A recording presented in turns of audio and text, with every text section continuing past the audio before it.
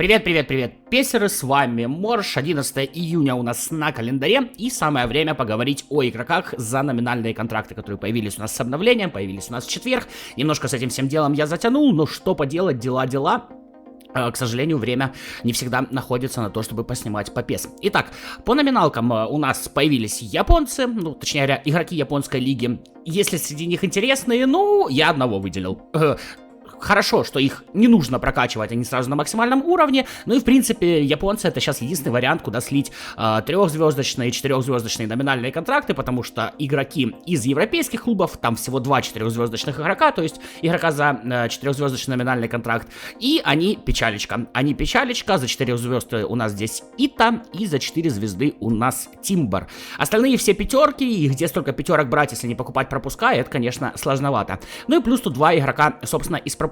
Это Ботман и это, собственно, Альварес, центральный нападающий из Манчестер Сити. Посмотрим, давайте, чего интересного в этом всем есть. Как обычно, пользуюсь я сайтом eFootball Hub. Ну и все по стандарту. Нужны новости, подписываешься на мой телеграм. Ссылка в описании, в закрепленном комментарии. Нужны монетки с российских карт купить на мобилочку. Пишешь мне в личку в телеграме, могу тебе с этим всем делом помочь. Ладно, давайте переходить к игрокам. Итак, и первый товарищ, который у меня вызвал интерес, а точнее единственный товарищ из, собственно, японской лиги, который у меня вызвал интерес, это Асано. При рейтинге 89, то есть вообще далеко не самый конский максимальный рейтинг, он имеет отличное умение атаковать 85, реализацию 87 и путевую скорость с ускорением 84-84.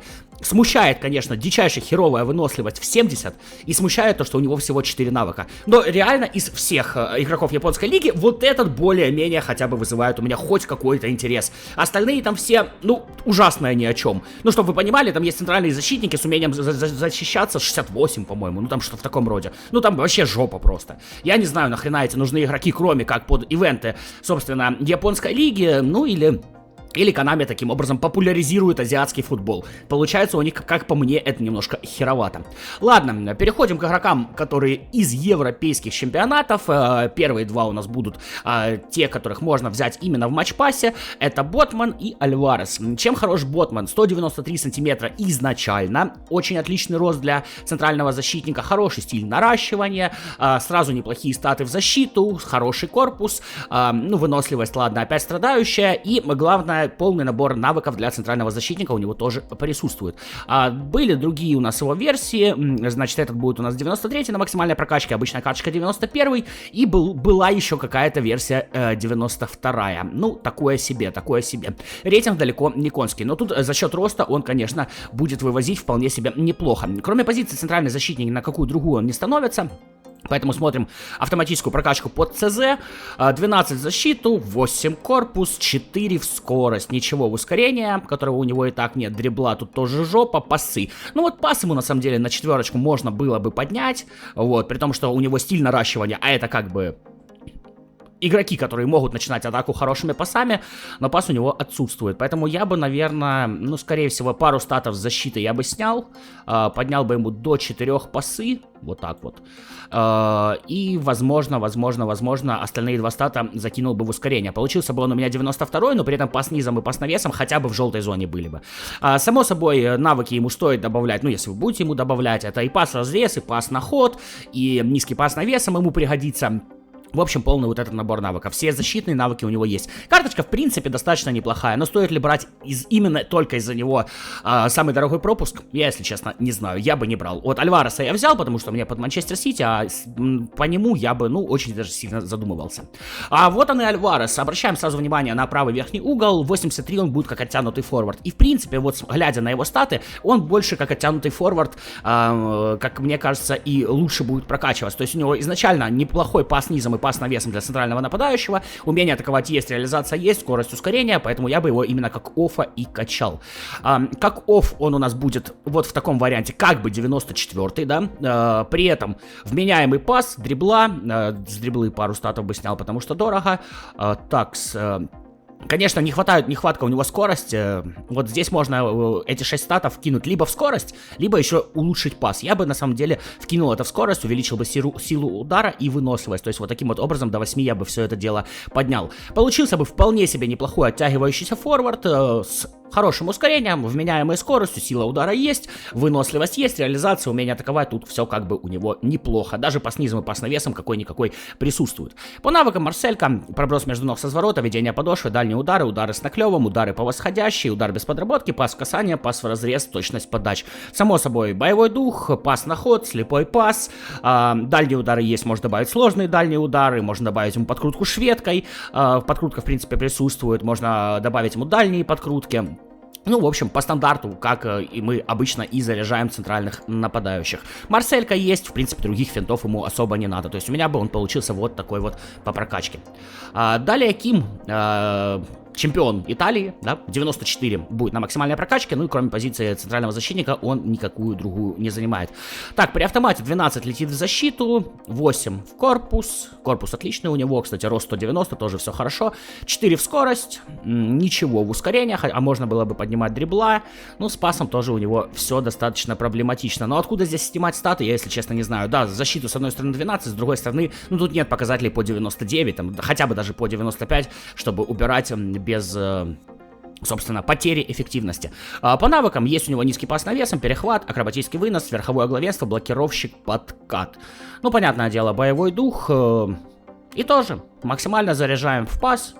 И остальное ему больше, в принципе, не надо. Ускорение, конечно, печалит, ну что поделать. С другой стороны, 190 роста, в принципе, для такого крупного защитника очень даже вменяемое ускорение. Могло бы быть все гораздо хуже. Дальше Гакпо, значит, может он играть центрального нападающего, левого нападающего и левого полузащитника, но стиль продуктивный вингер будет работать только на левом нападающем, поэтому под него и стоит этого товарища качать.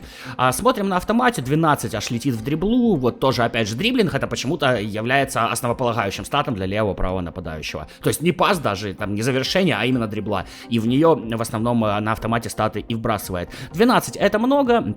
Поэтому до 8 мы это все дело опустим, 12 статов получим на раскидать в какие-то другие места. Значит, по скорости ускорения все ок, выносливость, ладно, допустим, реализацию умение атаковать, допустим. Пас, я бы ему поднимал пас, все-таки вингер должен быть универсалом и завершить, и, собственно, отдать хорошую передачу. И 4 стата у нас остается, в корпус вкидывать особо смысла нет, что головой, что прыгучесть, что сам корпус у него беда, защита тоже, само собой, нет. Можно на 2 поднять реализацию, то есть сделать реализацию ему вот так вот, получится реализация 83, 79 штрафные, 78 подкрутка. Получится он 94, а не 95, но при этом с очень даже вменяемым пасом. Я считаю, что все-таки дриблы ему достаточно, ну как мне кажется. Вот, а пас хороший никому еще никогда не вредил. По навыкам ножницы, обводка двойным, Марселька, проброс между ног со зворота, ведение подошвы, сложные дальние удары, удары с наклевом, пасы в разрез, пас на ход, точность подач. Боевой дух, само собой, так, сила удара 84, значит, сложные дальние удары у него есть, добавляем им просто дальние удары, слепой пас, пожалуй, ему пригодится, так, точность подач есть, да и все, наверное, у него хороший набор навыков, конечно же, удар без подработки тоже must-have-ная фигня для него, потому что на ударной позиции он будет выходить, и умение атаковать есть, и реализация есть, так что удар без подработки ему обязательно пригодится. Ну и последний, Канджи, планирую я его брать себе под Манчестер Сити, к сожалению, не может эта карточка уже становиться на позицию левого защитника без потери, а мне именно туда он как бы был бы нужен. Ну и только центрального защитника он может играть. 187 сантиметров, здесь все, стиль разрушитель, и на автомате тут у нас 16 статов аж летит в защиту, и это реально дохрена. Ну, сами понимаете, это очень дорого, да. Тут просто 4 стата мы снимаем и получаем 16 статов свободных, которые можно раскидать. При этом смотришь, вовлеченность в защиту 80, ну, типа, а чё так мало? Чё так мало, я не понимаю. То есть агрессия есть, а вот вовлеченности нет. Хрен его знает. Что я бы им поднимал? Дриблу смысла нет. Пасы хотя бы на 4. Так, с корпусом все хорошо. Со скоростью тоже все хорошо. Все нехорошо с ускорением. Все нехорошо с ускорением и с Ой, и с дриблой. Ну, дриблу даже трогать смысла нет. Я вот так вот, наверное, поднимал бы ему ускорение хотя бы до 70. Ну и плюс баланс ему, естественно, пригодится. И 4 стата у нас остается, то есть можно, допустим, вкинуть их в скорость, выносливость и силу удара, либо эти же 4 стата вкинуть в дриблу, но дрибла у него отсутствует как таковая. В удары тоже вкидывать смысла особого нет.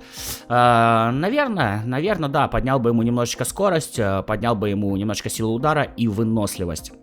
Получился бы он у меня 94-м, а не 95-м, но мне кажется, все-таки пас ему пригодится, а после 12 уже вкидывать статы. Да, защита нужна, само собой, обязательно must-have и так далее, но слишком уж дорого это все дело получается.